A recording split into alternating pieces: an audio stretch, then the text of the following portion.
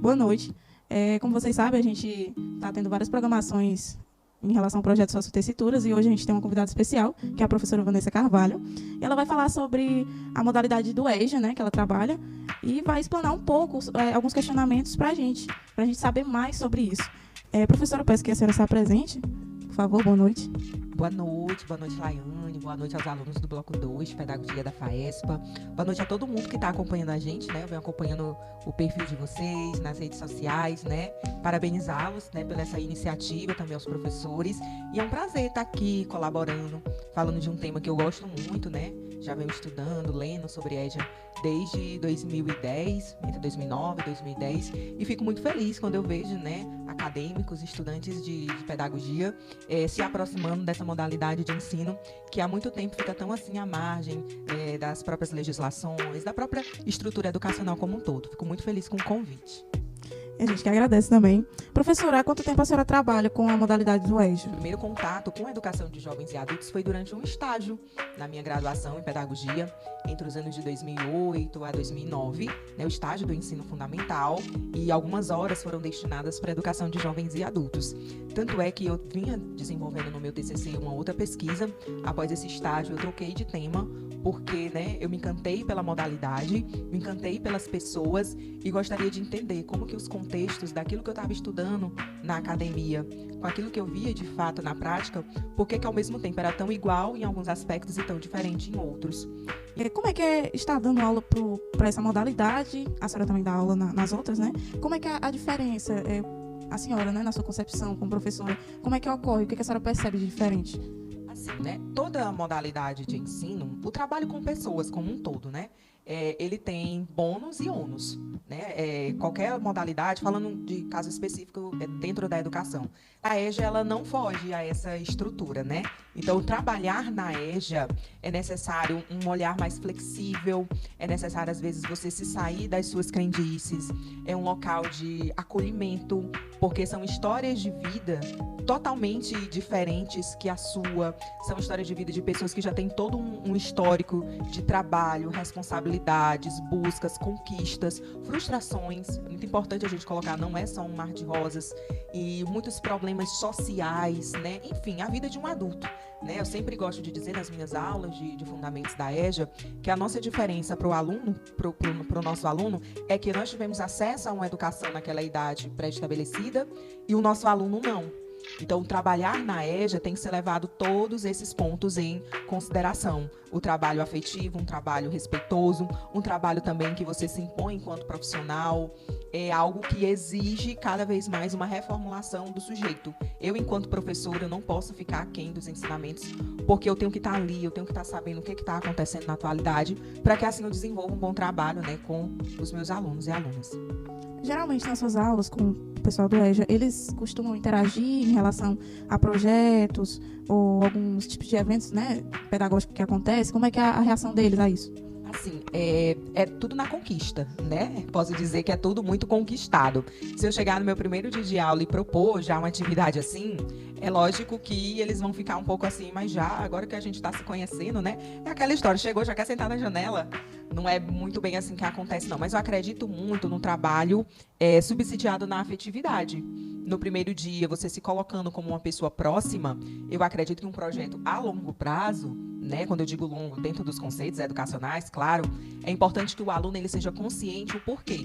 Então, por que eu estou desenvolvendo esse projeto? O que eu vou aprender com esse projeto? Quais são as consequências daquele projeto na minha vida? Então, o aluno adulto, ele pensa essas coisas. Se isso estiver bem definido para o aluno, por que aquilo é importante para ele, eu tenho certeza que ele te dá aqueles feedbacks, não sei se são os que são esperados, mas ele te dá um feedback. É muito da forma como é proposto, né? Como você apresenta esses projetos, essas atividades. Por exemplo, na escola que eu trabalho, a gente já levou alguns projetos que tinham, né, como um dos objetivos apresentar uma profissão, né, fontes de renda, não digo nem profissão, mas fontes de renda, uma forma que eles possam tirar, viver, trabalhar, tirar um dinheiro daquilo ali. E a gente vê assim a aceitação, o jeito como eles recebem, né, a preocupação, professor, é assim, tá certo? Professor, se eu fizer assim, também dá certo? Então a gente percebe essa troca, né, vindo mais por parte deles. A senhora costuma trabalhar muita literatura com eles? Como é que eles recebem também? Assim, né? Como a disciplina de literatura, ela não está na matriz, temos a disciplina de língua portuguesa, né? Então, a gente recorre à literatura com textos para poder estar subsidiando os nossos assuntos específicos, posso dizer dessa forma.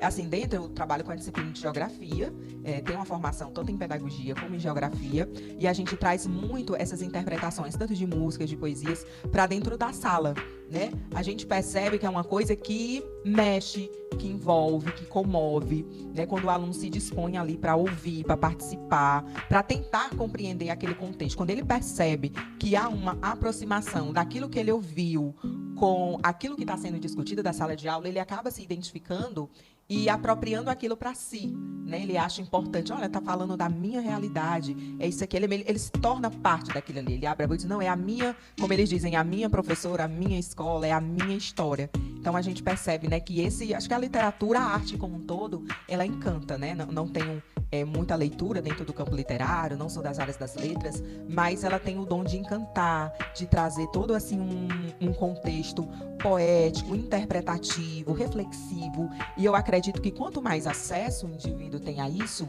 maior, mais ampla fica a sua formação. E eu acredito sim que a literatura deve ser um excelente recurso para ser trabalhado dentro das salas, mas não apenas como recurso. Ele pode ser sim o nosso produto final, esse conteúdo, a gente fazer, né, novas leituras, releituras, correlação daquilo dali com o cotidiano da vida dos alunos, em que momento se assemelha à sua realidade. Eu acredito que é um caminho bem frutífero, que dá sim para a gente, né, ter muitos bons resultados com aquilo ali. Na sua concepção como professora, de que maneira a senhora acha que a literatura ela pode influenciar um aluno dessa modalidade? A partir de que momento? Acredito que a partir desse encantamento, desse conhecimento, né? Acho que a gente tem que seguir aquelas etapas, até mesmo de projeto, né? Sensibilização, as etapas, o que eu quero dentro de cada etapa. Então, antes de tudo, conhecer, entender qual é a obra, qual é o contexto que aquela obra foi escrita, quem escreveu aquela obra, qual é a formação daquela pessoa e por que ela pensava, escreveu aquilo naquele momento. Eu acho que a partir do momento que você entende esse contexto, esses contextos de vida, por isso que eu gosto muito de trabalhar junto à obra, os autores e suas respectivas biografias, porque nos permite entender em qual contexto aquilo foi criado, né? Por que aquilo ali é importante? O que aquele autor, aquela pessoa estava sentindo naquele momento para poder escrever aquilo? Então, eu sempre gosto de dizer que pessoas, elas não se conectam com fatos. Pessoas se conectam com pessoas. Então, eu conheço uma pessoa, aquela pessoa passou por determinada situação. Se eu já passei por algo parecido, eu acabo me conectando. Olha, eu já passei por isso. Ou então, não, eu conheço uma pessoa que também já passou por isso. É muito dos exemplos que a gente usa em sala de aula. Dentro das minhas aulas, eu gosto muito de trazer exemplos do dia a dia para a gente estar lá discutindo. Porque você pode até não lembrar o nome do autor, lembrar do nome da teoria, mas você escuta a história, você identifica ali. Opa, isso já aconteceu comigo. É aquele caso da aprendizagem significativa. Exato, né? Tão bem trazido e discutido por David Alzheimer. Quando traz significado para a nossa vida, né? A gente parece que dá aquele estalo, né? Opa, isso daqui tem a ver com o meu contexto. Como eu disse, a nossa diferença para o aluno da EJA é que a gente teve acesso ao estudo formal no tempo, né, considerado correto, e ele não. Então, essas percepções que eu, enquanto adulta, você, enquanto adulta, tem, Laiane, ele também tem. Então, essa aproximação é toda a questão da oportunidade, né? Eu vejo a literatura uma oportunidade incrível para dar esse pontapé inicial. Quem sabe desse primeiro projeto surge interesse em outros, né? Novos leitores, quanto mais a gente lê, mais a gente tem projeção para escrita. Eu acredito que a semente deva ser plantada assim e quem sabe quais são os frutos que serão colhidos aí posteriormente.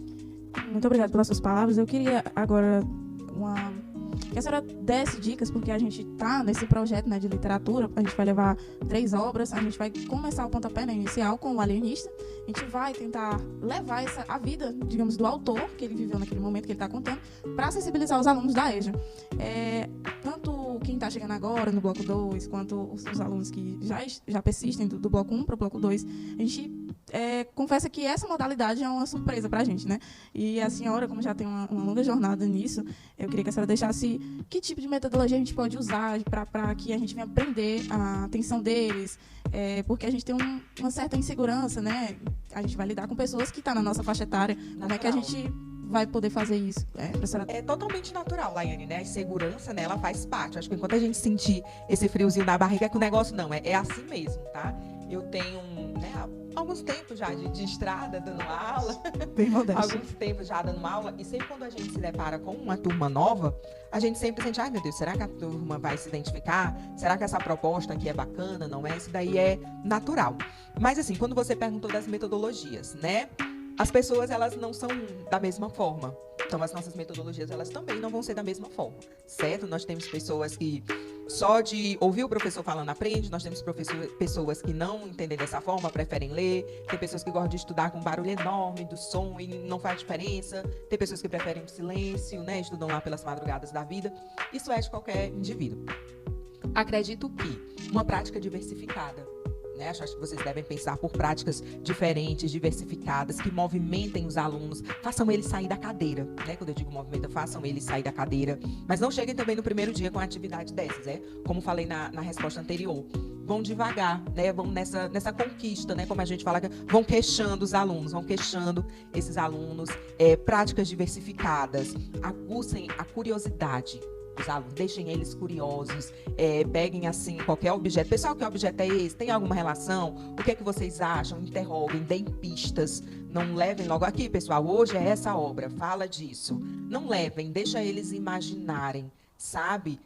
Levem charadas, coisas que façam eles pensar sobre determinado assunto, levem práticas diversificadas. Se forem trabalhar com vídeos, levem vídeos curtos, deem tempo para produção, construção de mapa mental, construção de tópicos. Enfim, são coisas, né, que eu particularmente acho bem significativas e que fogem daquela mesmice, né, de chega, passa o texto, interpreta o texto, faz o exercício e se finda, não.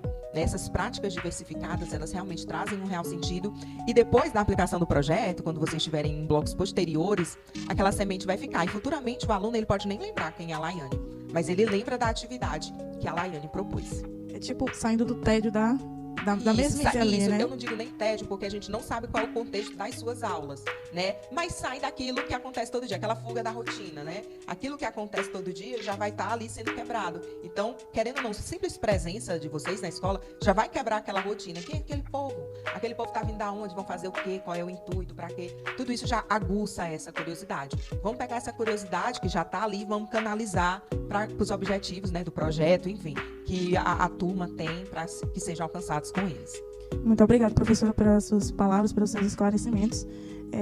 Aqui a gente encerra, né, nossa programação. Peço a vocês que continuem e compartilhem também as nossas redes sociais, que é o Instagram, Sociotecituras, o TikTok também é Sociotecituras, e no YouTube, Projeto Sociotecituras. Eu agradeço pela sua disponibilidade, esteja aqui sempre acompanhando nossos projetos. Eu que agradeço e desejo sucesso no projeto de vocês. Muito obrigada.